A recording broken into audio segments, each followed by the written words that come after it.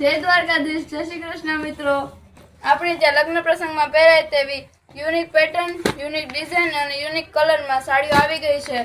છાપમાં પણ તમે મૂકી શકો તેવી સાડીઓ છે, જેમાં કાંજીવરમ અને સાથે હેન્ડવર્ક ને ભારે સાડીઓ જે તમે લગ્ન પ્રસંગમાં મૂકી શકો તેવી સાડીઓ આવી ગઈ છે,